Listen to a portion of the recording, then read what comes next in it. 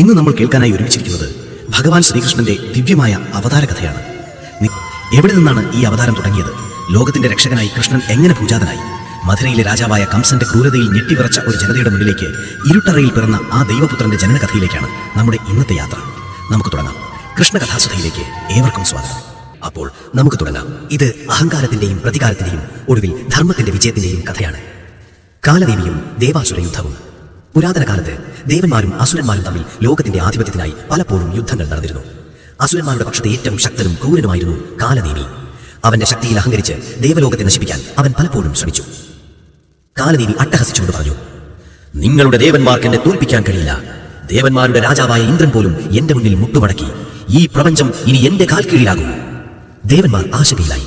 ഒടുവിൽ അവർ തങ്ങളുടെ രക്ഷകനായ മഹാവിഷ്ണുവിന്റെ അരികിൽ അഭയം തേടി. ഇന്ദ്രൻ വിഷ്ണുവിനോട് കൈകൂപ്പി പറഞ്ഞു, ഭഗവാനെ, കാലദേവിയുടെ അഹങ്കാരം അതിരിട്ടിരിക്കുന്നു. അവൻ ലോകത്തെ നശിപ്പിക്കും. അങ്ങ് മാത്രമേ ഇനി ഞങ്ങൾക്ക് തുണയുള്ളൂ. വിഷ്ണു ഭഗവാൻ ദേവന്മാരെ ആശ്വസിപ്പിച്ച ശേഷം കാലദേവിയുമായി ഏറ്റുമുട്ടാൻ യുദ്ധക്കളത്തിലേക്കെത്തി. കാലദേവി ധൈര്യം സംഭരിച്ചു പറഞ്ഞു, ഓ വിഷ്ണുവേ, ഈ യുദ്ധം നമുക്കിടയിൽ നേരത്തെ തുടങ്ങേണ്ടതായിരുന്നു. എന്റെ ശക്തിയെ അങ്ങ് അറിയുന്നില്ല. വിഷ്ണു ഭഗവാൻ സ്നേഹത്തോടെ എന്നാൽ തീർത്തു പറഞ്ഞു, കാലദേവി, നിനക്കെന്റെ ശക്തി അറിയാം. ലോകത്തെ വിഷലിപ്തമാക്കുന്ന നിന്റെ അഹങ്കാരത്തിന് ഇനി ഇവിടെ സ്ഥാനമില്ല. നീ അസുരനായി തുടരുന്നിടത്തോളം കാലം നിനക്കു ശാന്തിയില്ല. ഭഗവാന്റെ ദിവ്യമായ ആയുധമായ സുദർശന ചക്രം കാലദേവിക്ക് മേൽ പ്രയോഗിക്കപ്പെട്ടു. ആ ഭീകരനായ അസുരൻ തൽക്ഷണം നിഗ്രഹിക്കപ്പെട്ടു. വിഷ്ണു ഭഗവാൻ പ്രതിജ്ഞയോടെ പറഞ്ഞു, എങ്കിലും കാലദേവി, നിന്റെ ദുഷ്ടതയുടെ അംശം ഇനിയും ഭൂമിയിൽ ഭീഷണിയായി തുടരും. ധർമ്മം ക്ഷയിക്കുമ്പോൾ ഞാൻ വീണ്ടും അവതരിക്കും. ആ അവതാരത്തിൽ ഞാൻ നിന്നെ വീണ്ടും നിഗ്രഹിച്ച് ഈ ലോകത്തിന് ശാശ്വത ശാന്തി നൽകും. അങ്ങനെ വർഷങ്ങൾക്കു ശേഷം ആസുരിക യുഗത്തിന്റെ ആരംഭത്തിൽ ഭൂമിയിൽ അധർമ്മം നിറഞ്ഞു നിന്നൊരു കാലഘട്ടത്തിലാണ് അവന്റെ പുനർജന്മം സംഭവിച്ചത്. കാലനേമിയുടെ അംശം മധുരയിലെ രാജാവായ ഉഗ്രസേനന്റെ പുത്രനായി ജനിച്ചു. അവനാണ് കംസൻ. കംസൻ വളർന്നു വന്നപ്പോൾ അഹങ്കാരവും അധികാരക്കൊതിയും അവനിൽ നിറഞ്ഞു. അവന്റെ മനസ്സിൽ അസുര സ്വഭാവം വളർന്നു. കാലനേമിയുടെ അംശം അവനെ നിയന്ത്രിച്ചു. കംസൻ തന്റെ സേവകരോട് അധികാരത്തോടെ പറഞ്ഞു, എന്റെ അച്ഛനായ ഉഗ്രസേനന് എന്നെ ഭയമാണ്. ഈ രാജ്യത്തിന്റെ അധികാരം എനിക്ക് വേണം. എന്റെ വാക്കുകളാണ് ഇവിടെ നിയമം. അധികം വൈകാതെ കംസൻ സ്വന്തം അച്ഛനായ ഉഗ്രസേനനെ ബലമായി കാരാഗ്രഹത്തിലടച്ചു. അവൻ മധുരയുടെ രാജാവായി സ്വയം അവരോധിച്ചു. കംസന്റെ ഭരണത്തിന് കീഴിൽ മധുരയിലെ ജനങ്ങൾ ഭയം കൊണ്ട് ജീവിച്ചു. കംസന്റെ പ്രിയപ്പെട്ട സഹോദരിയായിരുന്നു ദേവകി. ഉഗ്രസേനന്റെ മകളായിട്ടും കംസൻ അവളെ സ്നേഹിച്ചിരുന്നു. ദേവകിയെ വിഷ്ണുവംശത്തിൽ പിറന്ന വസുദേവരുമായി വിവാഹം കഴിപ്പിക്കാൻ കംസൻ തീരുമാനിച്ചു. ദേവകിയുടെ വിവാഹം കഴിഞ്ഞ ശേഷം കംസൻ രഥമോടിച്ച് അവരെ യാത്രയാക്കുന്നു. അങ്ങനെ കാലം കാത്തുവച്ച വിധി ആകാശവാണിയിലൂടെ മുഴങ്ങി. തീവ്രമായ പ്രകാശം, ആകാശത്ത് നിന്ന് ഒരു മുഴങ്ങുന്ന ശബ്ദം. ഓ ദുഷ്ട കംസ, നീ സ്നേഹിക്കുന്ന നിന്റെ സഹോദരിയുടെ ഉദരത്തിൽ പിറക്കുന്ന 8ാമത്തെ പുത്രൻ നിന്റെ മരണമായിരിക്കും. അശരീരി കംസന്റെ അസുര സ്വഭാവത്തെ ഉണർത്തി. ഭരണഭയം അവനെ ഭ്രാന്തനാക്കി. കംസൻ വാളെടുത്ത് ഭ്രാന്തമായി ദേവകിക്ക് നേരെ ഓങ്ങി. ദേവകി ഭയന്ന് നിലവിളിച്ചു, ഇവൾ ജീവിക്കില്ല. എന്റെ മരണമാണിവൾ. ഞാൻ ഈ ഭീഷണി ഇപ്പോൾ അവസാനിപ്പിക്കും. വസുദേവർ കംസന്റെ കാലിൽ വീണപേക്ഷിച്ചു, കംസ, ദയവുണ്ടാകണം. ഇവളെ കൊല്ലരുത്. ഞാൻ സത്യം ചെയ്യുന്നു. ഞങ്ങൾക്കുണ്ടാകുന്ന എല്ലാ പുത്രന്മാരെയും ഞാൻ നിന്റെ മുന്നിൽ കൊണ്ടുതരാം. എന്നിട്ട് നീ തന്നെ തീരുമാനിക്കൂ അവരുടെ വിധി. അസുര സ്വഭാവമുള്ള കംസൻ വസുദേവരുടെ വാഗ്ദാനം സ്വീകരിച്ചു. കാരണം തന്റെ മുന്നിൽ വരുന്ന കുഞ്ഞിനെ താൻ തന്നെ കൊല്ലുമ്പോൾ ഭീഷണി പൂർണ്ണമായി ഇല്ലാതാകുമെന്ന് അവൻ വിശ്വസിച്ചു. കംസൻ, അങ്ങനെയാവട്ടെ വസുദേവ. ഇനി മുതൽ നിങ്ങളും ദേവകിയും എന്റെ കാരാഗ്രഹത്തിൽ ജീവിക്കണം. ഓരോ കുട്ടിയെയും എന്റെ മുന്നിൽ കൊണ്ടുവരണം. എന്റെ ഭീഷണി ഇല്ലാതാകുന്നതുവരെ നിങ്ങൾ കാരാഗ്രഹത്തിൽ തന്നെ കിടക്കും. അങ്ങനെ കംസൻ ദേവകിയെയും വസുദേവരെയും ഇരുമ്പഴിക്കുള്ളിലാക്കി. തന്റെ മുൻജന്മത്തിലെ വൈരിയെ ഭയന്ന് അവൻ ഓരോ കുട്ടിയെയും നിഷ്കരുണം കൊലപ്പെടുത്തിക്കൊണ്ടിരുന്നു. ഒടുവിൽ 8ാമത്തെ പുത്രനായി കൃഷ്ണൻ ജനിക്കുന്നതോടെ കാലനേമിയോടുള്ള വിഷ്ണുവിന്റെ പ്രതിജ്ഞ പൂർത്തിയാവാനുള്ള സമയം ആഗതമായി. വർഷങ്ങൾ കടന്നുപോയി. ഓരോ കുട്ടികൾ ജനിക്കുമ്പോഴും കംസൻ കാരാഗ്രഹത്തിൽ ഓടിയെത്തും. ദേവകിയും വസുദേവരും കരഞ്ഞുകൊണ്ട് ഈ പാവം കുഞ്ഞുങ്ങളെ വെറുതെ വിടണേ എന്ന് കേണപേക്ഷിക്കും. പക്ഷേ കംസൻ ഒരു ദയയുമില്ലാതെ പിറന്നയുടൻ തന്നെ ആ 6 കുഞ്ഞുങ്ങളെയും കൊന്നുകളഞ്ഞു. ആ 7ാമത്തെ ഗർഭസമയത്ത് അത്ഭുതകരമായ ഒരു കാര്യം സംഭവിച്ചു. ആ ശിശുവിനെ ഒരു മായാശക്തിയാൽ വസുദേവരുടെ മറ്റൊരു ഭാര്യയായ രോഹിണിയുടെ ഗർഭത്തിലേക്ക് മാറ്റി. അതായിരുന്നു ബലരാമൻ. അങ്ങനെ കംസൻ കരുതി ആ 7ാമത്തെ കുട്ടിയും നശിച്ചുപോയെന്ന്. അഷ്ടമി രോഹിണി രാത്രി. പിന്നീട് ദേവകി വീണ്ടും ഗർഭിണിയായി. ഇത് 8ാമത്തെ ഗർഭമായിരുന്നു. ആ ദിവസങ്ങൾ അടുത്തപ്പോൾ കംസന്റെ ഭയം കൂടി. അവൻ കാവൽക്കാരോട് തടവറയിൽ കഠിനമായ ശ്രദ്ധ നൽകാൻ ഉത്തരവിട്ടു. അങ്ങനെ അഷ്ടമി രോഹിണി നാളിൽ കനത്ത കാറ്റും മഴയും ഇടിമുഴക്കവുമുള്ള ഒരു അർദ്ധരാത്രിയിൽ ദേവകിക്ക് പ്രസവവേദന തുടങ്ങി. പുറത്തു പേമാരി. കാരാഗ്രഹത്തിൽ കഠിനമായ ഇരുട്ട്. പെട്ടെന്ന് തടവറ മുഴുവൻ ദിവ്യമായൊരു പ്രകാശം നിറഞ്ഞു. ആ പ്രകാശത്തിൽ ദേവകി ഒരു ആൺകുഞ്ഞിന് ജന്മം നൽകി. അത് വെറുമൊരു കുഞ്ഞായിരുന്നില്ല. ആ ശിശു 4 കൈകളോടെ, കൈകളിൽ ശംഖും ചക്രവും ഗദയും താമരപ്പൂവുമായി സാക്ഷാൽ വിഷ്ണു ഭഗവാന്റെ രൂപത്തിൽ മാതാപിതാക്കൾക്ക് ദർശനം നൽകി. വസുദേവരും ദേവകിയും പേടിയും സന്തോഷവും ഭക്തിയും കൊണ്ട് നിറഞ്ഞ് മുട്ടുകുത്തി തൊഴുതു. വസുദേവർ പറഞ്ഞു, അല്ലയോ ഭഗവാനെ, ഞങ്ങൾ ഭാഗ്യവാന്മാരാണ്. അങ്ങ് ഞങ്ങളുടെ ദുരിതം തീർക്കാൻ അവതരിച്ചുവല്ലോ. ഭഗവാന്റെ രൂപത്തിലുള്ള ശിശു വസുദേവരോട് പറഞ്ഞു, പേടിക്കേണ്ട വസുദേവര, എന്റെ മായാശക്തിയാൽ നിങ്ങളുടെ ചങ്ങലകൾ അഴിയും. കാരാഗ്രഹത്തിന്റെ വാതിലുകൾ തനിയെ തുറക്കും. ഉടൻ തന്നെ എന്നെ ഇവിടെ നിന്ന് എന്റെ വളർത്തമ്മയായ യശോദാദേവിയുടെ അടുത്തേക്ക് കൊണ്ടുപോകുക. അവിടെ യശോദാദേവിക്ക് ഒരു പെൺകുഞ്ഞ് ജനിച്ചിട്ടുണ്ട്. ആ കുഞ്ഞിനെ പകരം ഇവിടെ കൊണ്ടുവരണം. ഈ രഹസ്യം ആരും അറിയരുത്. ഭഗവാൻ പറഞ്ഞതുപോലെ എല്ലാം സംഭവിച്ചു. ചങ്ങലകൾ അഴിഞ്ഞു, വാതിലുകൾ തുറന്നു, കാവൽക്കാർ ഗാഠനിദ്രയിലാണ്ടു. വസുദേവർ കുഞ്ഞിനെ ഒരു കുട്ടയിൽ കിടത്തി പേമാരിയിലും ഇരുട്ടിലും യമുനാ നദിയിലേക്ക് ഇറങ്ങി. മഴ കാരണം കുട്ടയിലിരിക്കുന്ന ഉണ്ണിക്കണ്ണൻ നനഞ്ഞു പോകാതിരിക്കാൻ വസുദേവർ വളരെയധികം വിഷമിച്ചു. അദ്ദേഹത്തിന്റെ കൈവശം മഴ മറയ്ക്കാൻ ഒന്നുമുണ്ടായിരുന്നില്ല. ആ സമയത്താണ് അത്ഭുതം സംഭവിക്കുന്നത്. പെട്ടെന്ന് കാരാഗ്രഹത്തിൽ നിന്ന് വസുദേവരുടെ പിന്നാലെ ഒരു വലിയ നാഗം, അതായത് സാക്ഷാൽ ആദിശേഷൻ, ഭഗവാൻ വിഷ്ണു ശയിക്കുന്ന പാമ്പ് പ്രത്യക്ഷപ്പെട്ടു. ആ നാഗം അതിന്റെ വലിയ ഫണം വിടർത്തി കുട്ടയിലിരിക്കുന്ന കുഞ്ഞിന് മുകളിൽ ഒരു കുട പോലെ നിന്നു. പേമാരിയിലെ ഒരു തുള്ളി വെള്ളം പോലും ഭഗവാന്റെ ശരീരത്തിൽ വീഴാതെ നാഗം രക്ഷിച്ചു. വസുദേവരാകട്ടെ ആ ദിവ്യരക്ഷകരെ കണ്ട് വിസ്മയത്തോടെ മുന്നോട്ട് നടന്നു. അങ്ങനെ നടന്ന് വസുദേവർ യമുനാ നദിയുടെ തീരത്തെത്തി. അന്ന് മഴ കനത്തതുകൊണ്ട് യമുനാ നദി കരകവിഞ്ഞൊഴുകുകയായിരുന്നു. നദിക്ക് ഭയങ്കരമായ ഒഴുക്കായിരുന്നു. ആഴം എത്രയുണ്ടെന്നറിയില്ല. നദി കടക്കാൻ ഒരു വഞ്ചിയോ തോണിക്കാരനോ അവിടെ ഉണ്ടായിരുന്നില്ല. വസുദേവർ പരിഭ്രമിച്ചു. ഈ കുഞ്ഞുമായി ഞാൻ എങ്ങനെ നദി കടക്കും? ഒരുപക്ഷെ ഒഴുക്കിൽ ഞങ്ങൾ അകപ്പെട്ടു പോകുമോ? അദ്ദേഹം ദൈവത്തെ വിളിച്ചു കരഞ്ഞു. ആ നിമിഷം വീണ്ടും ഒരു അത്ഭുതം സംഭവിച്ചു. തന്റെ ഭക്തനായ വസുദേവരുടെ സങ്കടം കണ്ടറിഞ്ഞ് സാക്ഷാൽ യമുനാദേവി, അതായത് നദിയുടെ ദേവത, ഭഗവാന് വഴിമാറിക്കൊടുത്തു. നദിയിലെ വെള്ളം പതിയെ പതിയെ താഴ്ന്നു തുടങ്ങി. വസുദേവർ നടന്നു പോകാനുള്ള ഒരു വഴിയായി വെള്ളം പിൻവാങ്ങി. വസുദേവർ നദിയിലൂടെ നടന്നു. വെള്ളം അദ്ദേഹത്തിന്റെ അരക്കെട്ട് വരെ എത്തി.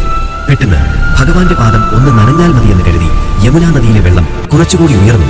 അത് കുട്ടയിലിരിക്കുന്ന ഉണ്ണിക്കണ്ണന്റെ തിരുവടിയിൽ, അതായത് പാദത്തിൽ തട്ടി. യമുനാദേവിക്ക് തന്റെ ഭഗവാന്റെ പാദം സ്പർശിക്കാൻ കഴിഞ്ഞതിൽ സന്തോഷമായി. ഉടൻ തന്നെ വെള്ളം വീണ്ടും താഴുകയും വസുദേവർക്ക് സുഖമായി നടന്നു പോകാൻ കഴിയുകയും ചെയ്തു. അങ്ങനെ ആദിശേഷന്റെ കുടയും യമുനയുടെ വഴിമാറിക്കൊടുത്തലും കാരണം ഒരു തടസ്സവുമില്ലാതെ വസുദേവർ കുട്ടിക്കണ്ണനെ സുരക്ഷിതമായി ഗോകുലത്തിലെ നന്ദഭവനത്തിലെത്തിച്ചു. ഗോകുലത്തിലെ മുഖ്യ വസുദേവരുടെ ഉറ്റ സുഹൃത്തായ നന്ദഗോപരുടെയും അദ്ദേഹത്തിന്റെ ഭാര്യ യശോദാദേവിയുടെയും ഭവനമാണ് വസുദേവർ ലക്ഷ്യമിട്ടത്. നന്ദഭവനത്തിൽ അവിടെ എത്തിയപ്പോൾ നന്ദഗോപരുടെയും യശോദാദേവിയുടെയും വീടും നിശബ്ദമായിരുന്നു. വീട്ടിലെ എല്ലാവരും ഗാഠമായ ഉറക്കത്തിലായിരുന്നു.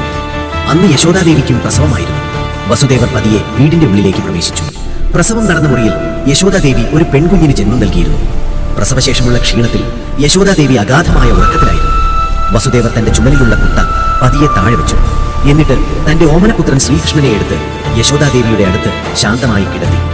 ശേഷം യശോദാദേവിയുടെ അരികിൽ കിടന്നിരുന്ന പെൺകുഞ്ഞിനെ എടുത്ത് താൻ കൊണ്ടുവന്ന കുട്ടയിൽ വെച്ച് തലയിൽ ചുമന്ന് തിരികെ മധുരയിലെ തടവറയിലേക്ക് യാത്ര തിരിച്ചു. മടക്കയാത്ര. വസുദേവർ തിരികെ യമുനാ നദിയിലേക്ക് നടന്നു. ഇപ്പോഴും മഴയുണ്ടായിരുന്നെങ്കിലും അത് കുറഞ്ഞിരുന്നു. നദി വീണ്ടും വഴി നൽകി.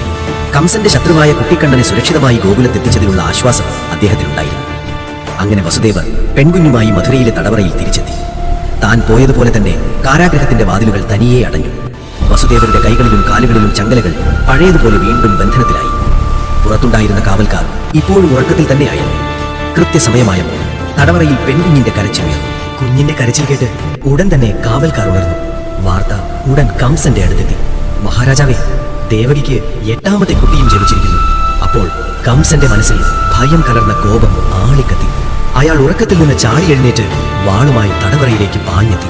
കംസൻ തടവറയിലെത്തിയപ്പോൾ കണ്ടത് ദേവകിയെയും വസുദേവനെയും ബന്ധിച്ച നിലയിൽ അവർക്കരികിലായി കിടക്കുന്ന ഒരു പെൺകുഞ്ഞിനെയാണ്. കംസൻ ക്രോധത്തോടെ വസുദേവനോട് പറഞ്ഞു, എന്താണിത്? ഇതാണല്ല, പെണ്ണാണോ? എന്റെ വിധി ഒരു പെണ്ണിൽ നിന്നല്ലല്ലോ. ദേവകി കരഞ്ഞുകൊണ്ട്, എന്റെ സഹോദര കംസ, നീ എന്നോട് ദയ കാണിക്കണം. ഇവൾ നിന്റെ വാൾമുനയിൽ ഒടുങ്ങേണ്ട ഒരു പാവം പെൺകുഞ്ഞാണ്. ഇവൾ നിനക്ക് ഒരു ദോഷവും ചെയ്യില്ല. ഇവളെ മാത്രം നീ വെറുതെ വിടണം. വസുദേവർ പറഞ്ഞു, മഹാരാജാവേ, ഒരു പെൺകുട്ടിയാണ്. ഇവളെ കൊല്ലരുത്. ഇവൾ എന്റെ വാഗ്ദാനത്തിൽ പെടുന്നില്ല. പക്ഷേ കംസന്റെ ഹൃദയം കല്ലായിരുന്നു. കംസൻ ചിരിച്ചുകൊണ്ട്, ഹേ, നീങ്ങി നിൽക്ക്. ആണോ പെണ്ണോ എന്നെനിക്ക് അറിയണ്ട. എന്റെ മരണത്തെ തടയാൻ എനിക്കറിയാം. ഒട്ടും ദയയില്ലാതെ കംസൻ ആ പിഞ്ചു കുഞ്ഞിനെ ദേവകിയുടെ കയ്യിൽ നിന്ന് ബലമായി പിടിച്ചു വാങ്ങി. തറയിൽ അടിച്ചു കൊല്ലാനായി കംസൻ കുഞ്ഞിനെ ഉയർത്തിപ്പിടിച്ചു. ആ നിമിഷം ആരും പ്രതീക്ഷിക്കാത്ത ഒരു അത്ഭുതം സംഭവിച്ചു. ആ പെൺകുഞ്ഞ് കംസന്റെ കൈകളിൽ നിന്ന് വഴുതി ഒരു മിന്നൽ പിടർ പോലെ ആകാശത്തേക്ക് ഉയർന്നു പൊങ്ങി. അവിടെ അത്ഭുതകരമായ രൂപത്തിൽ 8 കൈകളോട് കൂടിയ ഒരു ദേവിയായി ആ കുഞ്ഞു മാറി. കംസൻ ഭയന്നു വിറച്ചുപോയി. അത് മായാദേവിയായിരുന്നു. ആകാശത്തുയർന്ന ദേവി ഭീകരമായൊരു മുഴക്കത്തോടെ കംസനോട് വിളിച്ചു പറഞ്ഞു, ഹേ ദുഷ്ടനായ കംസ, എന്നെ എറിഞ്ഞിട്ട് നിനക്കെന്തു നേടാൻ? നിന്നെ കൊല്ലുവാനുള്ളവനും നിന്റെ അന്ത്യം കുറിക്കുവാനുള്ളവനും ഇതിനോടകം പിറന്നു കഴിഞ്ഞിരിക്കുന്നു. നിന്റെ അന്തകൻ ഇപ്പോൾ സുരക്ഷിതനായി ഗോകുലത്തിൽ വളരുന്നുണ്ട്.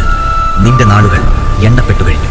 ഈ മുന്നറിയിപ്പ് നൽകിയ ശേഷം മായാദേവി ആകാശത്ത് നിന്ന് അപ്രത്യക്ഷയായി. കംസൻ തന്റെ കയ്യിൽ ഒന്നുമില്ലാതെ കണ്ണുകൾ മിഴിച്ച് വിയർത്തൊലിച്ച് തടവറയിൽ നിന്നുപോയി. ഭയം അവന്റെ ഉള്ളിൽ ഒരു തീയായി ആളിക്കത്തി. കംസൻ ഗോകുലമോ? ഗോകുലത്തിൽ എന്റെ ശത്രു! ഇതായിരുന്നു കംസന്റെ ജീവിതത്തിലെ ഏറ്റവും വലിയ ഞെട്ടൽ. ഗോകുലത്തിൽ തനിക്കുള്ള ശത്രുവിനെ കൊല്ലാനായി അവൻ അടുത്ത പദ്ധതികൾ ആസൂത്രണം ചെയ്യാൻ തുടങ്ങി. മായാദേവിയുടെ മുന്നറിയിപ്പ് കേട്ടതിനു ശേഷം കംസന്റെ ഉറക്കം നഷ്ടപ്പെട്ടു. തന്റെ ഭരണസിംഹാസനത്തെ ഇളക്കി മറിക്കാൻ പോകുന്ന ആ കുഞ്ഞ് എവിടെയാണെന്ന് ചിന്തിച്ച് അവൻ അസ്വസ്ഥനായി. കംസൻ ഉടൻ തന്നെ തന്റെ മന്ത്രിമാരെയും സേനാധിപന്മാരെയും കൊട്ടാരത്തിൽ വിളിച്ചുകൂട്ടി. കംസൻ ക്രോധം കൊണ്ട് വിറച്ചു പറഞ്ഞു, നിങ്ങൾ കേട്ടില്ലേ? എന്റെ ശത്രു ഗോകുലത്ത് വളരുന്നു. ഇനി ഒരൊറ്റ നിമിഷം പോലും വൈകരുത്. ഗോകുലത്തിലും അടുത്ത ഗ്രാമങ്ങളിലുമായി കഴിഞ്ഞ 10 ദിവസത്തിനുള്ളിൽ ജനിച്ച എല്ലാ ശിശുക്കളെയും ഉടൻ കൊന്നുകളയണം. മന്ത്രിമാർ അത്ഭുതത്തോടെ പരസ്പരം നോക്കി. പിഞ്ചു കുഞ്ഞുങ്ങളെ കൊല്ലുക എന്നത് കേട്ട് കേൾവിയില്ലാത്ത ക്രൂരതയായിരുന്നു. എന്തിനാണ് നിങ്ങൾ മടിച്ചു നിൽക്കുന്നത്? എന്റെ വാക്കുകൾ ശ്രദ്ധിക്കുക. ആ കുട്ടികളിൽ ആരെങ്കിലും ആയിരിക്കും എന്റെ മരണം. അത് പെൺകുട്ടിയായാലും ആൺകുട്ടിയായാലും ശരി, ആരും ജീവിച്ചിരിക്കരുത്. കംസൻ അലറി. അവർക്കാർക്കും പറ്റില്ല എന്ന് കണ്ടപ്പോൾ കംസന്റെ ഏറ്റവും വിശ്വസ്തയും മായാവിദ്യ അറിയുന്നവളുമായ ഒരു രാക്ഷസിയായിരുന്നു പൂതന. കംസൻ പൂതനയെ വിളിപ്പിച്ചു. പൂതനെ, ഈ ദുഷ്കരമായ ദൗത്യം നിന്നെ ഏൽപ്പിക്കുന്നു. നീ എങ്ങനെയെങ്കിലും ഗോകുലത്തിൽ പോയി അവിടെ പിറന്ന എല്ലാ കുട്ടികളെയും കൊല്ലണം. നിന്റെ വിഷമയമായ മുലപ്പാൽ നൽകി വേണം ഈ കുട്ടികളെ ഇല്ലാതാക്കാൻ. ആരെയും സംശയിക്കാൻ ഇട കൊടുക്കരുത്. പൂതന, അങ്ങയുടെ ആജ്ഞ ശിരസാവഹിക്കുന്നു മഹാരാജാവേ. ഭൂമിയിലെ ശിശുക്കളെല്ലാം എന്റെ ഇരകളായിരിക്കും. പൂതന ഉടൻ തന്നെ അതീവ സുന്ദരിയായ സ്ത്രീയുടെ രൂപം സ്വീകരിച്ചു. അവളുടെ ഉള്ളിൽ ഘോരമായ രാക്ഷസീയത ഒളിച്ചിരിക്കുന്നുണ്ടായിരുന്നു. ഒരു ദയുള്ള അമ്മയെപ്പോലെ അവൾ ഗോകുലത്തിലേക്ക് യാത്രയായി. ഗോകുലത്തിൽ ഇപ്പോഴും ആഘോഷത്തിലായിരുന്നു.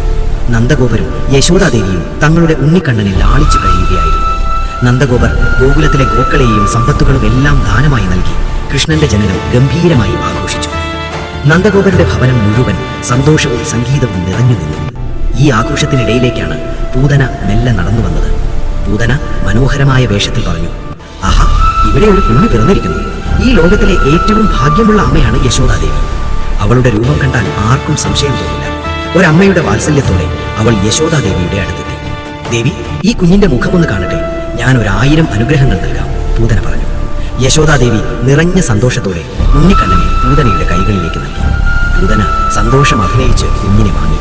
അവളുടെ മനസ്സിൽ വിഷം പുരട്ടിയ സ്ഥലങ്ങൾ നൽകി ഈ കുഞ്ഞിനെ നിമിഷനേരം കൊണ്ട് കൊല്ലാം എന്ന ക്രൂര ചിന്തയായിരുന്നു. അവൾ കൃഷ്ണനെ മാറോടണച്ചു. അവൾ വിഷം പുരട്ടിയ മുലപ്പാൽ നൽകാൻ തുടങ്ങിയ ഉടനെ 6 ദിവസം മാത്രം പ്രായമുള്ള ആ ഉണ്ണിക്കണ്ണന്റെ മുഖത്ത് ഒരു ദിവ്യമായ ചിരി വിരിഞ്ഞു. ഉണ്ണിക്കണ്ണൻ പാല് കുടിക്കാൻ തുടങ്ങി. പൂതനയുടെ മനസ്സിൽ സന്തോഷമായിരുന്നു. ഞാനിവനെ വിഷം കൊടുത്ത് കൊന്നിരിക്കുന്നു.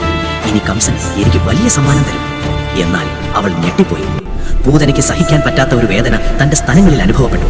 ഉണ്ണിക്കണ്ണൻ വെറും പാലായിരുന്നില്ല കുടിച്ചത്, അവളുടെ ജീവൻ തന്നെ വലിച്ചെടുക്കുകയായിരുന്നു. ഉണ്ണിക്കണ്ണന്റെ ശക്തി പൂതനയുടെ ശരീരത്തിൽ മുഴുവൻ പടർന്നു.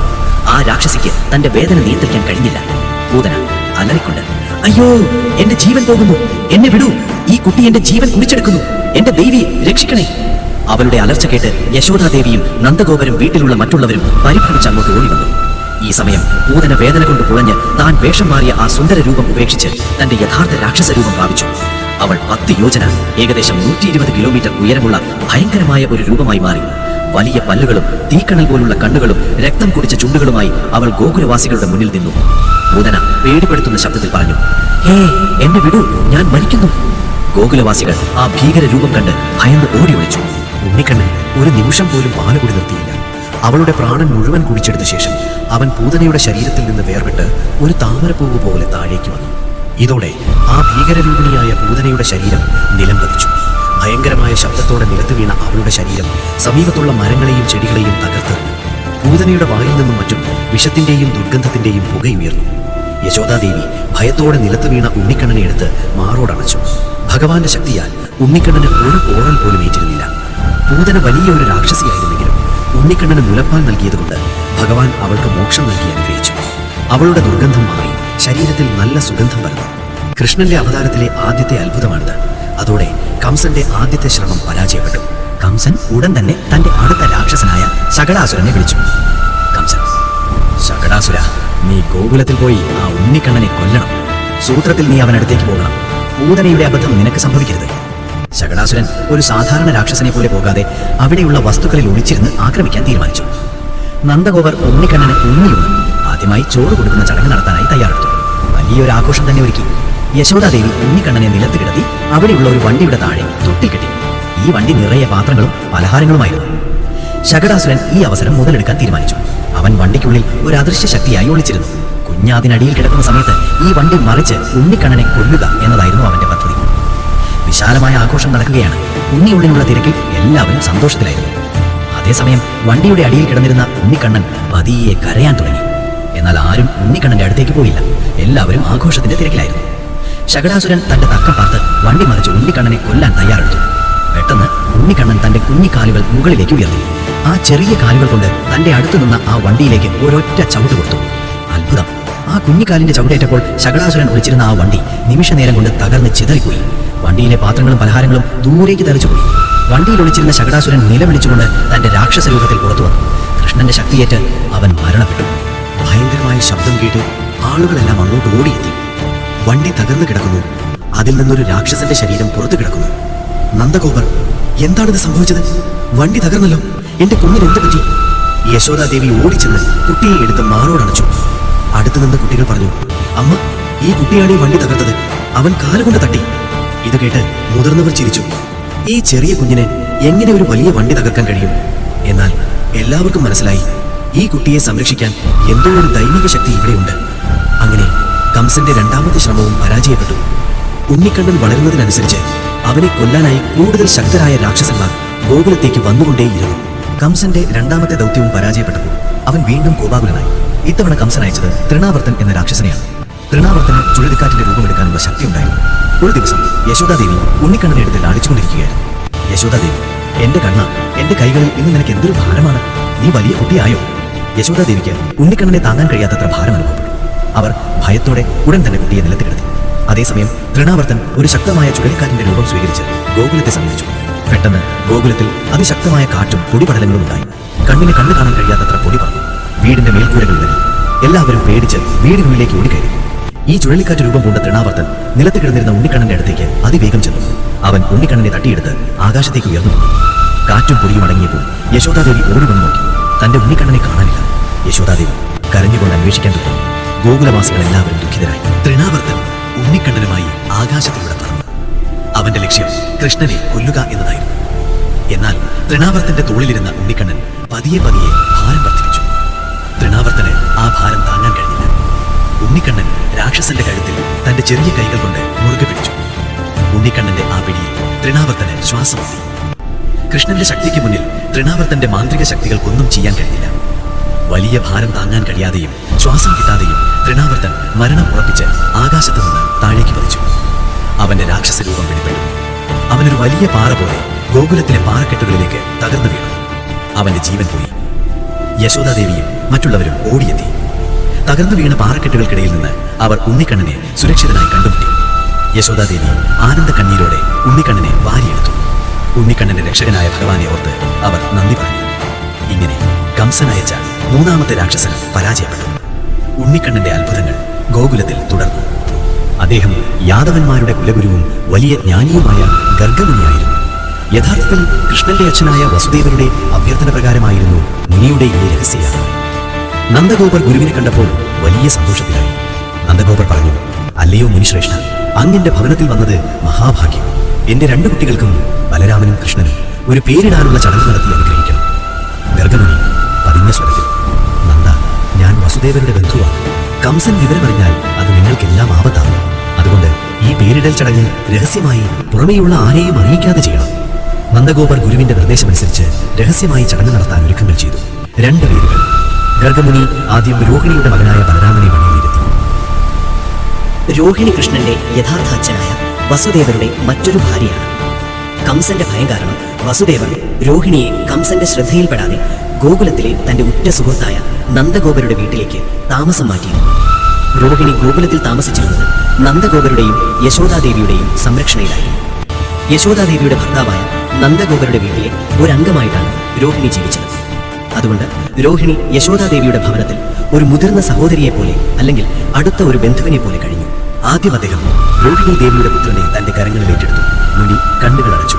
അവിടെ നന്ദഗോപർ കണ്ടത് മുനിയുടെ മുഖത്ത് നിറഞ്ഞ അസാധാരണമായ ഒരു പ്രകാശമാണ്. മുനി മെല്ലെ പുഞ്ചിരിയോടെ ശാന്തഗംഭീരമായ സ്വരത്തിൽ പറഞ്ഞു, നന്ദ, ശ്രദ്ധിച്ചാലും നിങ്ങളുടെ ഈ മൂത്തപുത്രൻ സാധാരണക്കാരനല്ല. ഇവൻ ശുദ്ധമായ വെളുത്ത വർണ്ണത്തോടെയാണ് പിറക്കേണ്ടിയിരുന്നത്. അതുകൊണ്ട് ഇവനെ രാമൻ എന്ന് വിളിക്കണം. രാമൻ എന്നാൽ സന്തോഷിപ്പിക്കുന്നവൻ എന്നർത്ഥം. ഇവൻ തന്റെ ബന്ധുക്കളെയും കൂട്ടുകാരെയും മാത്രമല്ല, കാണുന്ന എല്ലാവരെയും ആനന്ദിപ്പിക്കും. മാത്രമല്ല, നോക്കൂ, പർവ്വതങ്ങളെ പിഴുതെറിയാൻ പോന്നത്ര ബലം ഇവനുണ്ട്. അതുകൊണ്ട് ഇവൻ ബലൻ എന്നും അറിയപ്പെടും. ഈ ബലവും ഈ രാമഭാവവും ചേർന്ന് ഇവൻ ബലരാമൻ എന്ന പേരിൽ കീർത്തിപ്പെടും. നന്ദ, ഓർക്കുക, ഈ കുഞ്ഞ് വാസ്തവത്തിൽ ദേവകിയുടെ 7ാമത്തെ ഗർഭത്തിൽ ജനിക്കേണ്ടവനായിരുന്നു. എന്നാൽ ഈ ലോകരക്ഷകന് വേണ്ടി അവൻ സ്വയം ആകർഷിക്കപ്പെട്ടു, അഥവാ സംഘർഷണം ചെയ്യപ്പെട്ടു, രോഹിണിയുടെ ഉദരത്തിലേക്ക് വന്നു. അതുകൊണ്ട് ഇവൻ സംഘർഷണൻ എന്നും വിളിക്കപ്പെടും. ഈ ബലരാമൻ നിങ്ങളുടെ രക്ഷകനാണ്. നന്ദഗോപർ അത്ഭുതത്തോടെ തലകുനിച്ചു നിന്നു. ശേഷം ഗർഗമുനി നീലമേഘത്തിന്റെ ശോഭയുള്ള കടിച്ചിരി നിറഞ്ഞ ആ ഇളയ ഉണ്ണിയെ തന്റെ മടിയിലെടുത്തു. മുനിയുടെ കണ്ണുകൾ നിറഞ്ഞൊഴുകി. ഈ ഉണ്ണി സാധാരണക്കാരനല്ല, സാക്ഷാൽ പരബ്രഹ്മമാണ് എന്ന് അദ്ദേഹം തിരിച്ചറിഞ്ഞു. എന്നിട്ട് കൃഷ്ണന്റെ മഹത്വം ലോകത്തോട് വിളിച്ചു പറയുന്നത് പോലെ അത്യധികം ആദരവോടെ അദ്ദേഹം പ്രഖ്യാപിച്ചു, നന്ദ, നിങ്ങളുടെ ഈ ഇളയപുത്രൻ, ഇവൻ സകല യുഗങ്ങളിലും ഓരോ അവതാരത്തിലും പല നിറങ്ങളിൽ ഭൂമിയിൽ വന്നിട്ടുണ്ട്. ഓരോ അവതാരത്തിലും ധർമ്മം സ്ഥാപിച്ചിട്ടുണ്ട്. സത്യയുഗത്തിൽ വെളുത്ത നിറം, ത്രേതായുഗത്തിൽ ചുവന്ന നിറം, ദ്വാപരയുഗത്തിൽ മഞ്ഞ നിറം, അങ്ങനെ പലപ്പോഴും ഇവൻ വന്നിട്ടുണ്ട്. എന്നാൽ ഇതാ ഈ യുഗത്തിൽ ഇവൻ കാർമേഘത്തിന്റെ ശ്യാമവർണ്ണത്തോടെയാണ് അവതരിച്ചിരിക്കുന്നത്. കറുത്തത് എന്നർത്ഥം വരുന്ന കൃഷ്ണൻ എന്നായിരിക്കും ഇവൻ ലോകമെങ്ങും അറിയപ്പെടുക. നന്ദ, ഇവൻ കേവലം ഒരൊറ്റ പേരിൽ ഒതുങ്ങുന്നവനല്ല. നിങ്ങളെ ആശ്രയിച്ചു നിൽക്കുന്ന എല്ലാ ഗോക്കളെയും, ഈ ഗോകുലത്തെ മുഴുവനും എല്ലാ ആപത്തുകളിൽ നിന്നും ഇവൻ രക്ഷിക്കും. നിങ്ങളുടെ സകല പാപങ്ങളെയും ദുരിതങ്ങളെയും ഇവൻ അകറ്റും. ഇവന്റെ കർമ്മങ്ങൾ അനുസരിച്ച് ഇവന് 100 പേരുകളുണ്ടാവും. ഇവനെ വാസുദേവൻ എന്നും വിളിക്കും. വാസുദേവന്റെ പുത്രനാണെന്ന് മുനി പറയാതെ പറഞ്ഞു. ഇവൻ നിങ്ങളുടെ സകല ദുരിതങ്ങളും നീക്കുന്ന വിശ്വനാഥനാണ്. ഇത് കേട്ട് നന്ദഗോപർ സന്തോഷാശ്രുക്കളോടെ ആ 2 കുട്ടികളെയും കെട്ടിപ്പിടിച്ച് ഗർഗമുനിയെ വണങ്ങി. ഉണ്ണിക്കണ്ണൻ ഗോകുലത്തിൽ തന്റെ കുസൃതികൾ തുടർന്നു. കുറച്ചുകൂടി വലുതായപ്പോൾ അവൻ മുട്ടുകുത്തി ഇഴയാനും നടക്കാനും തുടങ്ങി. ബലരാമനും മറ്റു ഗോപാലന്മാരുമായി കളിച്ചും ചിരിച്ചും അവൻ വളർന്നു.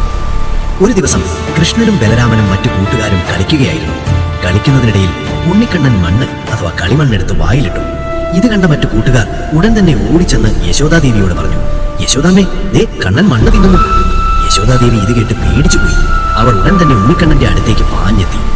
യശോദാദേവി അവനെ എടുത്ത് സ്നേഹത്തോടെ ശാസിച്ചു കൊടുത്തു, കണ്ണ, നിനക്കിത് എന്ത് ദുശീലമാണ്? എന്തിനാണ് നീ മണ്ണ് തിന്നത്? മോശമല്ലേ ഇത്? ഉണ്ണിക്കണ്ണൻ നിരപരാധിയെ പോലെ നിന്നു. സത്യം പറയണം, നീ മണ്ണ് തിന്നോ? ഉണ്ണിക്കണ്ണൻ കുറ്റബോധമില്ലാതെ ഒരു കള്ളച്ചിരിയോടെ പറഞ്ഞു, അമ്മേ, ഞാൻ മണ്ണ് തിന്നിട്ടില്ല. ഈ കൂട്ടുകാർ കള്ളം പറയുന്നതാണ്. യശോദാദേവിക്ക് അവനെ വിശ്വാസമായില്ല. എന്നാൽ നിന്റെ വായി തുറക്ക്, നീ മണ്ണ് തിന്നിട്ടുണ്ടോ എന്ന് എനിക്കൊന്ന് നോക്കണമല്ലോ, യശോദാദേവി പറഞ്ഞു. അമ്മയുടെ നിർബന്ധം കേട്ടപ്പോൾ ഉണ്ണിക്കണ്ണൻ പതിയെ തന്റെ വായി വലുതായി തുറന്നു. യശോദാദേവി മകന്റെ വായിലേക്ക് നോക്കി. അവരുടെ കണ്ണുകൾ വിടർന്നുപോയി. അവർ കണ്ടത് മണ്ണായിരുന്നില്ല. ആ ചെറിയ വായ്ക്കുള്ളിൽ അവർ കണ്ടത് മുഴുവൻ പ്രപഞ്ചത്തെയുമായിരുന്നു.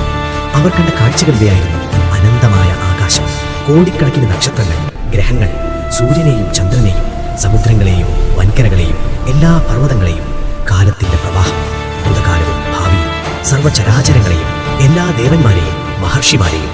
അവിടെ ഒരു കോണിൽ തന്റെ മകനായ കൃഷ്ണനെ താൻ തന്നെ ലാളിക്കുന്ന രംഗവും അവർ കണ്ടു. യശോദാദേവിക്ക് ഒരു ഞെട്ടലോടെ മനസ്സിലായി, ഈ കുട്ടി വെറുമൊരു കുട്ടിയല്ല, ഇവൻ സാക്ഷാൽ പരബ്രഹ്മമാണ്. ഈ ലോകം മുഴുവൻ ഇവന്റെ വായിലാണല്ലോ.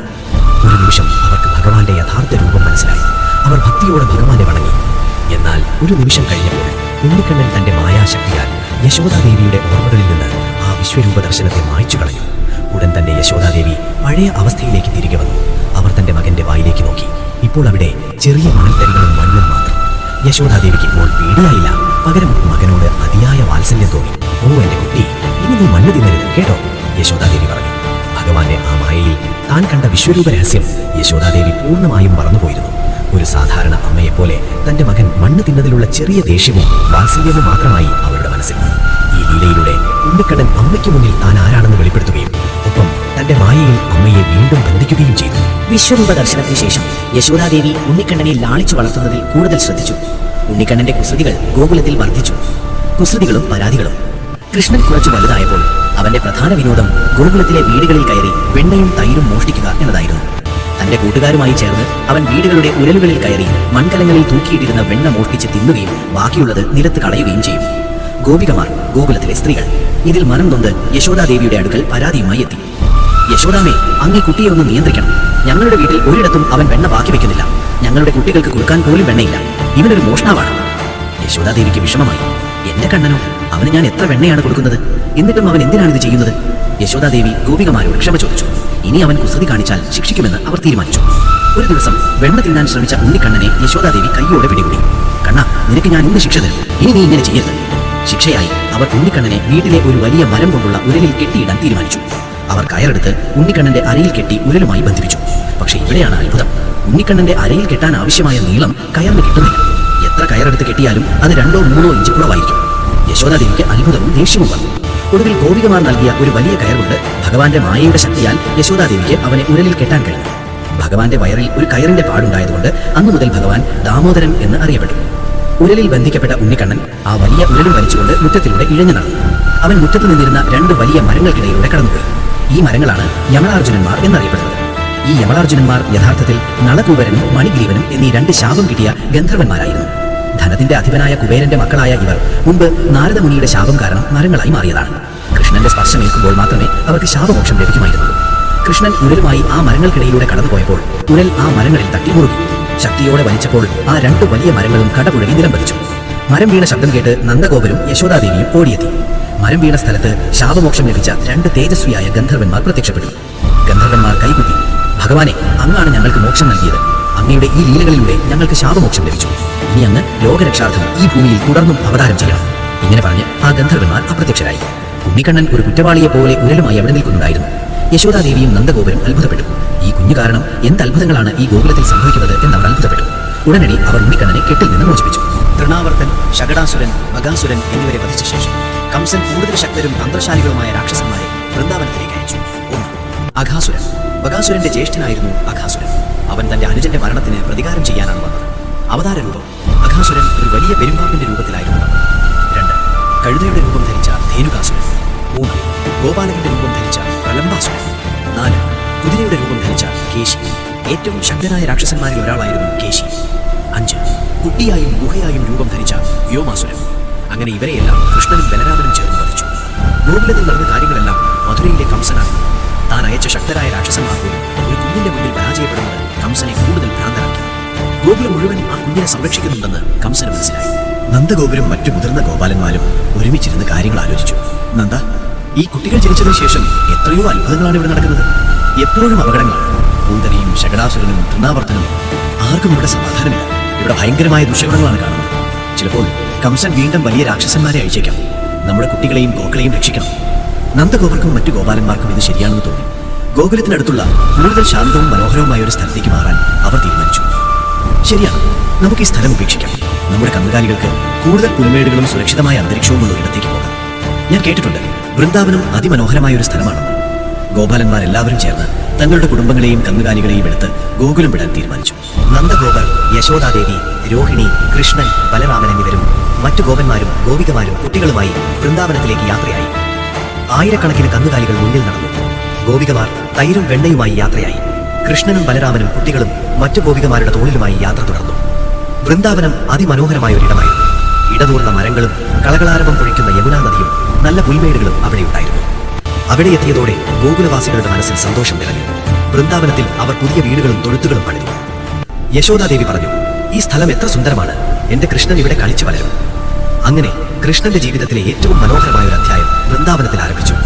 ഇവിടെയാണ് കൃഷ്ണന്റെ പ്രസിദ്ധമായ ലീലകളും രാസലീലകളും അരങ്ങേറാൻ പോകുന്നത്. ഗോകുലം വിട്ട് വൃന്ദാവനത്തിലെത്തിയ ശേഷം കൃഷ്ണനും ബലരാമനും മറ്റു ഗോപാലകന്മാരുമായി ചേർന്ന് കന്നുകാലികളെ മേയ്ക്കാൻ തുടങ്ങി.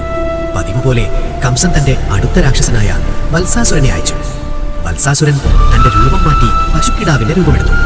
മറ്റു പശുക്കിടാക്കൾക്കൊപ്പം ചേർന്ന് അവൻ കൃഷ്ണനെ ആക്രമിക്കാൻ തക്കം പാർത്തു നിന്നു. കൃഷ്ണന്റെ തിരിച്ചറിവ്: എല്ലാ കുട്ടികളും അവരുടെ പശുക്കിടാവുകളുമായി കളിക്കുന്നതിനിടയിൽ ഉണ്ണിക്കണ്ണൻ ഈ കിടാവിന്റെ ദുഷ്ടതയും അസ്വാഭാവികതയും മനസ്സിലാക്കി. ഇതൊരു സാധാരണ പശുക്കിടാവല്ലെന്നും കംസൻ അയച്ച രാക്ഷസനാണെന്നും കൃഷ്ണന് മനസ്സിലായി. വത്സാസുരൻ കൃഷ്ണനെ ആക്രമിക്കാൻ അടുത്തേക്ക് വന്നപ്പോൾ കൃഷ്ണൻ ഒട്ടും താമസിച്ചില്ല. ആ പശുക്കിടാവിനെ അതിവേഗം പിൻകാലുകളിൽ പിടിച്ചെടുത്തു. ശക്തിയോടെ അതിനെ കറക്കി സമീപത്തുണ്ടായിരുന്ന കപിത്ത വൃക്ഷത്തിൽ എറിഞ്ഞുകളഞ്ഞു. വൃക്ഷത്തിൽ തകർന്ന രാക്ഷസൻ തന്റെ യഥാർത്ഥ രാക്ഷസരൂപം പ്രാപിച്ച് നിലം പതിച്ചു മരിച്ചുപോയി. വലിയ ശബ്ദത്തോടെ മരം വീണതും രാക്ഷസൻ മരിച്ചതും കണ്ട് ഗോപാലകന്മാർ അത്ഭുതപ്പെട്ടു. ഈ ചെറിയ കുട്ടിയാണ് ഈ രാക്ഷസനെ കൊന്നതെന്ന് അവർ വിശ്വസിച്ചു. ഇങ്ങനെ കംസന്റെ അടുത്ത ശ്രമവും വൃന്ദാവനത്തിൽ പരാജയപ്പെട്ടു. കൃഷ്ണൻ തന്റെ ലീലകളിലൂടെ വൃന്ദാവനത്തിലെ കന്നുകാലികളെയും സുഹൃത്തുക്കളെയും സംരക്ഷിച്ചുകൊണ്ട് വളർന്നു. കൃഷ്ണൻ ബാല്യം കഴിഞ്ഞ് കൗമാരത്തിലേക്ക് കടന്നു. കൃഷ്ണൻ തന്റെ കൗമാര സുഹൃത്തുക്കളോടൊപ്പം കന്നുകാലികളെ മേയ്ക്കുന്ന കാലം. ഒരിക്കൽ വൃന്ദാവനത്തിലെ ഗോപാലകന്മാർ അവരുടെ ഗ്രാമത്തിലെ ഒരു വലിയ ആഘോഷത്തിനായി ഒരുക്കങ്ങൾ നടത്തുകയായിരുന്നു. വർഷം തോറും അവർക്ക് മഴയും ഐശ്വര്യവും നൽകുന്ന ദേവേന്ദ്രനെ പൂജിക്കുന്ന ചടങ്ങായിരുന്നു അത്. നന്ദഗോപർ പറഞ്ഞു, മക്കളെ വേഗം വേണം, ഇന്ദ്രന് യാഗം ചെയ്യാനുള്ള പാൽ, വെണ്ണ, നെയ് എന്നിവയെല്ലാം ശേഖരിച്ചു വെക്കണം. ഇന്ദ്രൻ സന്തോഷിച്ചാൽ നമുക്ക് സമൃദ്ധമായ മഴ കിട്ടും. കൃഷ്ണൻ ഇത് കേട്ട് തന്റെ അച്ഛൻ നന്ദഗോപരുടെ അടുത്തെത്തി. കൃഷ്ണൻ പുഞ്ചിരിയോടെ ചോദിച്ചു, അച്ഛാ, എന്തിനാണ് നമ്മൾ ഇന്ദ്രനെ പൂജിക്കുന്നത്? ഈ യാഗം കൊണ്ട് നമ്മൾക്ക് എന്താണ് നേട്ടം? നന്ദഗോപർ പറഞ്ഞു, കണ്ണ, മഴയുടെ ദേവനാണ് ഇന്ദ്രൻ. ഇന്ദ്രൻ കോപിച്ചാൽ നമുക്ക് മഴ കിട്ടില്ല. മഴ പെയ്തില്ലെങ്കിൽ പുല്ലുണ്ടാവില്ല, പശുക്കൾക്ക് പാലുണ്ടാവില്ല, നമുക്ക് ആർക്കും ജീവിക്കാൻ കഴിയില്ല. അങ്ങനെയെങ്കിൽ നമ്മളെ സംരക്ഷിക്കുന്നവരെ പൂജിക്കുന്നതല്ലേ ശരി? ഈ മഴ പെയ്യുന്നതിന്റെ കാരണം ഇന്ദ്രനല്ല, നമ്മുടെ ഗോവർദ്ധന പർവ്വതമാണ്. ഈ പർവ്വതമാണ് കാർമേഘങ്ങളെ തടഞ്ഞു നിർത്തി മഴ തരുന്നതും നമ്മുടെ പശുക്കൾക്ക് പുല്ലും വെള്ളവും നൽകുന്നതും. കൃഷ്ണൻ പറഞ്ഞു. കൃഷ്ണന്റെ ഈ വാക്കുകൾ കേട്ട് നന്ദഗോപരും മറ്റു ഗോപാലകന്മാരും ചിന്തിച്ചു. കൃഷ്ണൻ തുടർന്നു, അതുകൊണ്ട് നമ്മൾ ഇനി ഇന്ദ്രനെ പൂജിക്കേണ്ട. നമ്മുടെ ജീവിതത്തിന് ആധാരമായ ഈ ഗോവർദ്ധന പർവ്വതത്തെയും അതിനോടൊപ്പം നമ്മുടെ പശുക്കളെയും നമ്മൾ പൂജിക്കണം. ആ പർവ്വതത്തിന് ചുറ്റും നടന്ന് ബഹുമാനം നൽകണം. കൃഷ്ണന്റെ യുക്തിപരമായ വാക്കുകൾ ഗോപാലന്മാർക്ക് ബോധ്യമായി. അവർ ഇന്ദ്രപൂജ ഉപേക്ഷിച്ച് ഗോവർദ്ധന പർവ്വതത്തിന് വലിയൊരു യാഗം നടത്താൻ തീരുമാനിച്ചു. കൃഷ്ണൻ പറഞ്ഞതാണ് ശരി, നമുക്ക് ഇന്നു മുതൽ ഗോവർദ്ധനെ പൂജിക്കാം. അങ്ങനെ ഗോപാലകന്മാർ പലഹാരങ്ങളും വിഭവങ്ങളുമായി ഗോവർദ്ധന പർവ്വതത്തെ പൂജിച്ചു. കൃഷ്ണൻ തന്നെയായിരുന്നു അതിന് നേതൃത്വം നൽകിയത്. ഗോകുലവാസികൾ തന്റെ പൂജ ഉപേക്ഷിച്ച് ഗോവർദ്ധന പർവ്വതത്തെ പൂജിച്ചു എന്നറിഞ്ഞപ്പോൾ ഇന്ദ്രദേവന് വല്ലാതെ കോപം വന്നു. തന്റെ അധികാരം ചോദ്യം ചെയ്യപ്പെട്ടതിൽ ഇന്ദ്രന് ദുഃഖവും അഹങ്കാരവും തോന്നി. ഇന്ദ്രൻ ക്രോധത്തോടെ പറഞ്ഞു, എന്റെ അധികാരം ചോദ്യം ചെയ്യാൻ ആ ഗോപാലകന്മാർക്ക് ആരാണ് അധികാരം നൽകിയത്? ആ കുട്ടി ആരായാലും ശരി, ഞാൻ അവരെ ശിക്ഷിച്ചിരിക്കും. ഇന്ദ്രൻ ഉടൻ തന്നെ ലോകത്തിലെ ഏറ്റവും ഭീകരമായ മേഘങ്ങളെ വിളിച്ച് ഗോകുലം നശിപ്പിക്കാൻ ഉത്തരവിട്ടു. അടുത്ത നിമിഷം അതിശക്തമായ പേമാരിയും ഇടിയും മിന്നലുമായി മഴ വൃന്ദാവനത്തിൽ തകർത്തു പെയ്യാൻ തുടങ്ങി. ഗോപാലകന്മാരും പശുക്കളും ഭയന്നു വിറച്ചു. ആർക്കും ഒളിച്ചിരിക്കാൻ ഒരിടവും കിട്ടിയില്ല. ഗോപാലകന്മാർ പേടിയോടെ പറഞ്ഞു, അയ്യോ, ഇന്ദ്രൻ കോപിച്ചു, ഇന്ദ്രൻ നമ്മളെ കൊല്ലാൻ പോകുകയാണ്, ഇനി എന്തു ചെയ്യും? കണ്ണ, നീയാണല്ലോ ഇത് ചെയ്യാൻ പറഞ്ഞത്, ഞങ്ങളെ രക്ഷിക്കണേ. ആ സമയത്ത് കൃഷ്ണൻ ശാന്തനായി മുന്നോട്ട് വന്നു. നിങ്ങൾ പേടിക്കേണ്ട, ഗോവർദ്ധനൻ നമ്മളെ രക്ഷിക്കും, ഞാൻ നിങ്ങളെ രക്ഷിക്കാം. കൃഷ്ണൻ എല്ലാവരെയും ചേർത്ത് നിർത്തി പതിയെ തന്റെ ഇടതുകൈയിലെ ചെറുവിരൽ ഗോവർദ്ധന പർവ്വതത്തിലേക്ക് വെച്ചു. ഒരൊറ്റ നിമിഷം കൊണ്ട് കൃഷ്ണൻ ആ വലിയ ഗോവർദ്ധന പർവ്വതത്തെ കുട പോലെ ഉയർത്തി.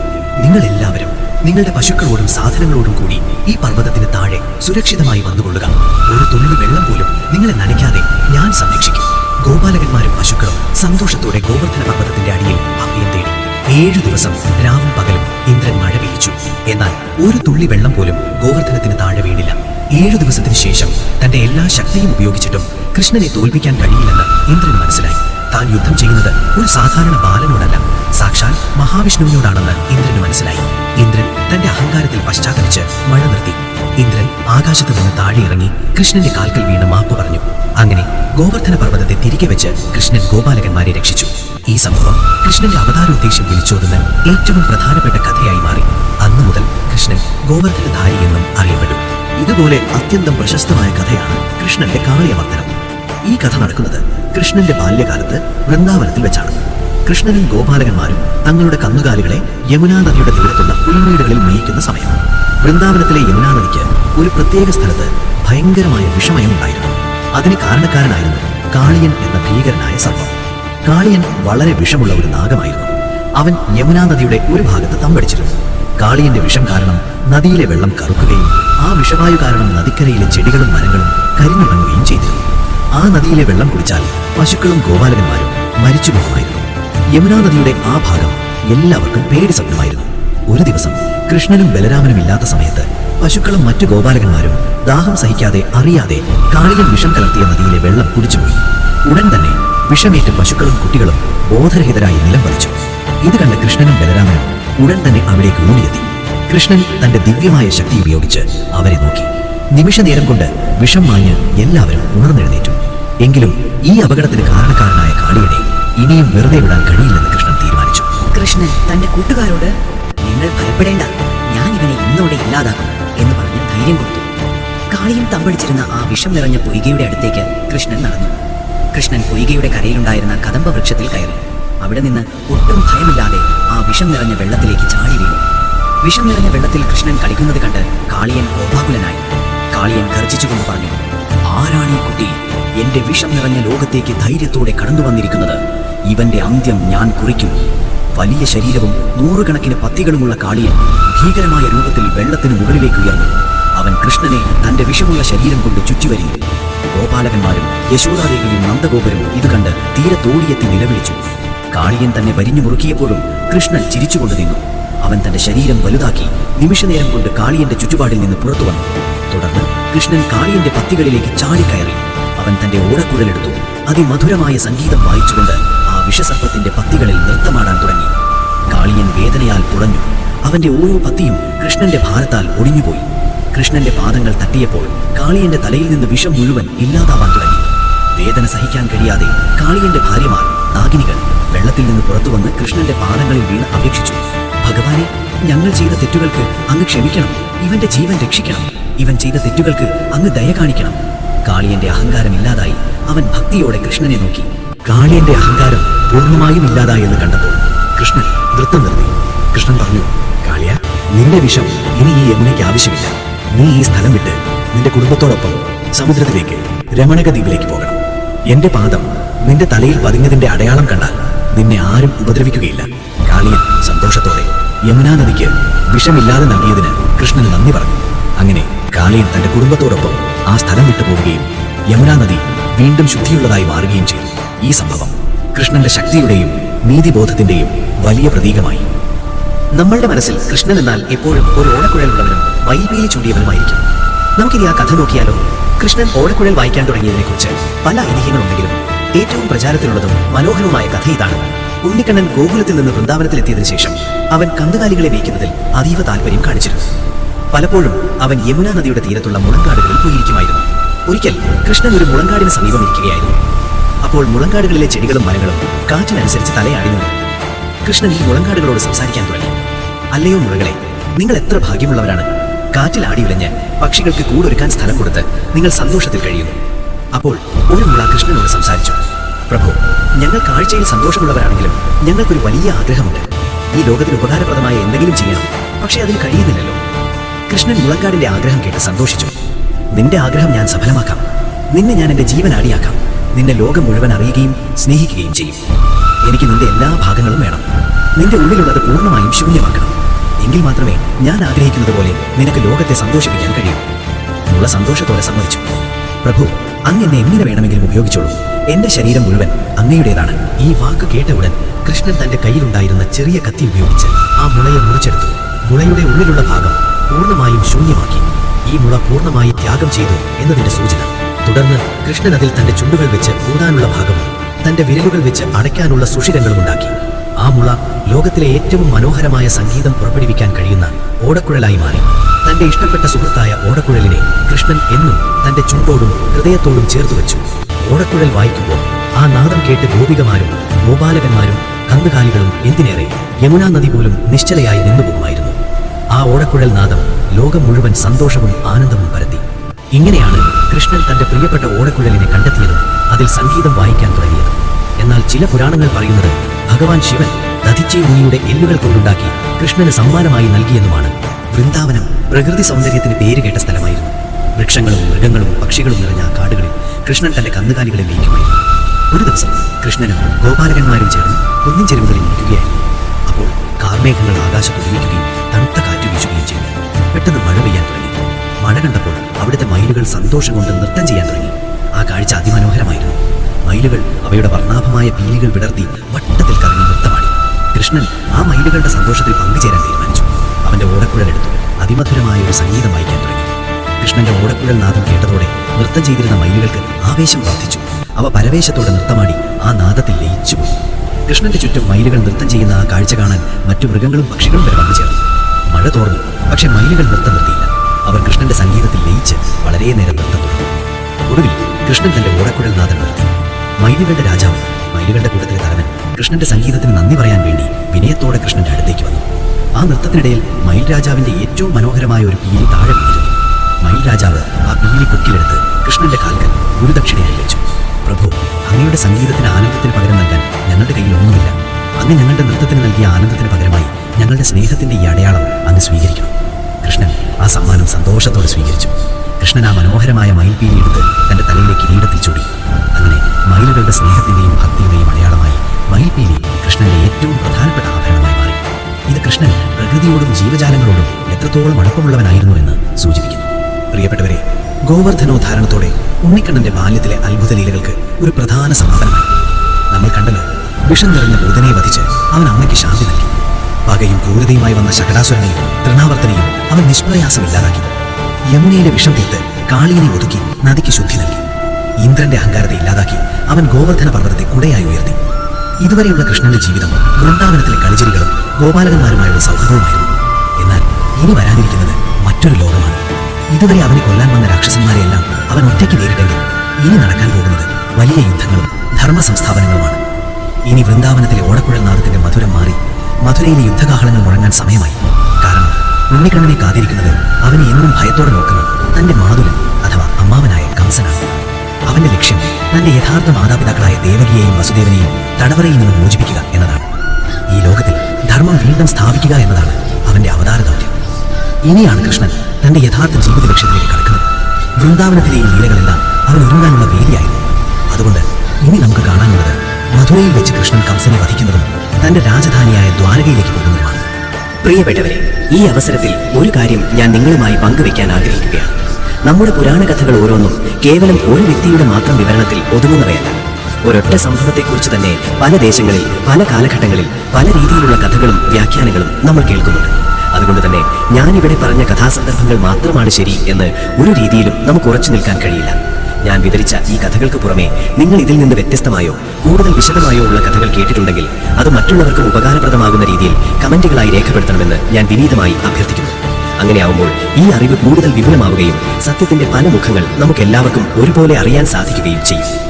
അപ്പോൾ നമ്മുടെ ഓമനക്കുട്ടനായ ശ്രീകൃഷ്ണന്റെ കഥാവിശേഷങ്ങൾ നിങ്ങൾക്ക് എല്ലാവർക്കും ഇഷ്ടമായി എന്ന് ഞാൻ വിശ്വസിക്കുന്നു. നമ്മുടെ ഈ അവതാര കഥാപരമ്പരയിലെ കൂടുതൽ ലീലകളും വിശേഷങ്ങളും നമുക്ക് തുടർന്നുള്ള ദിവസങ്ങളിൽ കേൾക്കാം. ഈ കഥകൾ നിങ്ങൾക്ക് ഇഷ്ടമായെങ്കിൽ ദയവായി ലൈക്ക് ചെയ്യുക, നിങ്ങളുടെ സുഹൃത്തുക്കളുമായി ഷെയർ ചെയ്യുക. ഒപ്പം ഈ ദിവ്യകഥകൾ മുടങ്ങാതെ കേൾക്കാനായി ഈ ചാനൽ സബ്സ്ക്രൈബ് ചെയ്യാനും മറക്കരുത്. നന്ദി, നമസ്കാരം. അടുത്ത ഭാഗത്ത് വീണ്ടും കാണാം.